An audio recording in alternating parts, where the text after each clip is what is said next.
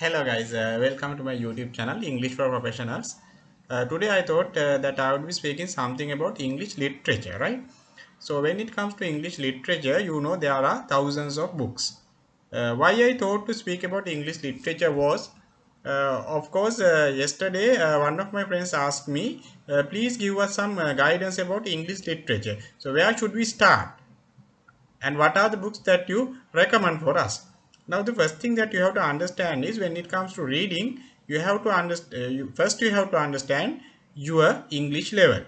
Now you know, if your English is very low, don't try to read Charles Dickens or Emily Bronte or Jane Austen or something like that. Okay, so because the thing is, so that depends upon your English level. So if your English level is very low, you have to start with something simple. Now, as an example, I'll show you one of my books that I read in my childhood. Okay, this is Enid Blyton's uh, The Famous Five. Can you see? Enid Blyton's The Famous Five. These are some children's books. Okay, but this is very much interesting, and also even the adults can read and enjoy this book. Okay, because these are of some. Now this is Five Fall into Adventure. These are some books of adventure. Okay, so if your English is very low, this is a very good book. This is series. Okay, this series I think around 20 books are there. This is one such book series I highly recommend. And her English, Enid Blyton, her English is uh, very much, because I mean when it comes to reading for language study, we have to understand. So her English should be fairly okay, otherwise there are some books that English is not that pretty. Okay, and this is now when it comes to some intermediate level, this is Jean Sasson. Okay, she is also having some good book series. Okay, so this is Love of a Son. This is about Afghan woman who is going on a search of her kidnapped son. Okay, and I have one more book. I have so many books. Okay, this is Daughters of Arabia. This is a trilogy. So, what do you mean by a trilogy? There are three books in it. Okay, there are three books in it. This is about a Saudi Arabian prince. So, because this kind of books give you an opening to other people's culture. So, that is very much interesting. And if you really like some American stuff, here this is Dan Brown. Okay, Origin. So he is mostly speaking about Christian symbology. Okay, so but there is no obstacle for you to enjoy the book. Okay, here then another book, Dan Brown's Angels and Demons, again about Christian symbology. But there is an adventure also there. Okay, this is another such book, Dan Brown, The Lost Symbol. Okay, so this is the very much famous book, The Da Vinci Code. That's again from the Dan Brown. Right. So these are some of the books for you to start reading. Very much interesting. But when it comes to literature, okay, so if you are going to study English further into some advanced level, I recommend you start with. I don't have these books with me now. Say something like David Copperfield. Okay, David Copperfield, that is also Charles Dickens, and Charles Dickens was one of the best authors in 19th century. So he, in his books, he is portrayed in the miserable life of 19th century England in the times of the Industrial Revolution. So David Copperfield is also about such a child, the how he grows up, what are the problems he is facing, like. And there is another book, A Tale of Two Cities, that is also from Charles Dickens, really interesting. So, and again, if you like 19th century American stuff. So why don't you go for Mark Twain's the book series in Huckleberry Finn, The Adventures of Huckleberry Finn. Okay, so it is really interesting, and it describes about a child, a bit silly, right? Why he is silly? Because he is illiterate. Okay, he doesn't know how to read and write, right? And that is American. Please understand, right? The Mark Twain is one of the best authors who wrote some sarcastic accounts of the society. Okay, and then you have there is another masterpiece, Wuthering Heights by Emily Bronte. Okay, so that is a big book. Okay, so but this in this book, the Emily Bronte speaks how an old mansion, okay, an old mansion goes into decline, and another person from another family who was adopted by the family takes this mansion into the decline.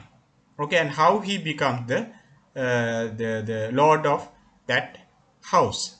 Okay, so these are very interesting things. And then of course there are some other books like Treasure Island. Okay, Treasure Island is such a good, so don't get the simplified version. Okay, there's no point, that is for children. Okay, get the original book. And there is this Bram Stoker's Dracula. That's also one good book. Okay, Dracula is such very nice book. That is good for English, as well as again this is something like some adventurous about vampires. And H.G. Wells, he wrote many books. Okay, maybe his first his best famous work like Time Machine. Okay, by H.G. Wells. And then Dr. Morea, right? That is also from H.G. Wells. And you know uh, to 20,000 leagues under earth or something, that is also something that he wrote. So H.G. Wells is a very famous author in the 19th century. And again you have this Jane Nair. Okay, that is also a very nice book to start. And what are the other books? Okay, there are so many. Okay, these are some few. Now 19th century English, when you start reading 19th century English, you start you start to understand. Okay, because 19th century English is somewhat different from 20th and 21st century English. 19th century English, because the sentences are very lengthy. Okay, sometimes one paragraph, one sentence. So with that, you try to you are able to understand the language very properly. Now don't start with Shakespeare or Milton. Okay, because Shakespeare or Milton, that is 16th century or 17th century, that English is really, English is usually classified into Old English, Middle English, and Modern English.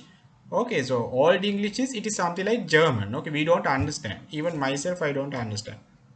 It is really like German. So Middle English is when the Norman conquest came to England, right? The French language had a great influence to English language. Okay, so that is the Middle English is where there is that Old English, and then the French influence. So everything messed up. Okay, so that is Middle English. But it is some, if we read Middle English today, it is bit old fashioned. Okay, after that, especially after 16th century, after Shakespeare, you are getting the modern English, because even to the English alphabet, some few letters are added, like V. Okay, earlier there was no V, and J. Okay, and then K. Yeah, some and again the Shakespeare is very much famous for correcting the grammar, correcting in the sense preparing some grammar. for English language. Okay, so now once you are comfortable with 19th century, so you go for Shakespeare, because Shakespeare is also, it is something like in between Middle English and Modern English. Okay, so I know you know Shakespeare is having a series of books like Midnight Summer Dream. Okay, and then you have Romeo and Juliet. That's the most famous book, and Hamlet, Macbeth. What else? There are a lot. Okay, so they are just like some are tragedies. Tragedies means something that you are having kind of some sorrowful end. Okay, tragedy. Some are tragedies, some are romances, like Romeo and Juliet. That is also a tragedy because finally the couple is going to die. Okay, so these are some of the books that you can try. My humble opinion is, so first you understand what is your English level. If your English level is very low, you start with books like Famous Five, and because I don't ask you to read other children's books, because as adults they may not be very much interesting to you. Okay, but when it comes to these encyclopedic books, even as an adult, uh, today also we can enjoy, because these books are kind of five children getting together and going adventuring. Okay, so they are very much interesting. So after that, you because I remember in somewhere in 90s there was another book series, but I don't remember the author's name. The book series was Hardy Boys. Maybe some of you have heard. Okay, that is also a series of adventures by two brothers, and there was another such series called Nancy Drew. Okay, that is a girl going on adventuring. Okay, and there I remember there was another such book where Hardy Boys and Nancy Drew both, not both, all get together, and then they go on adventuring.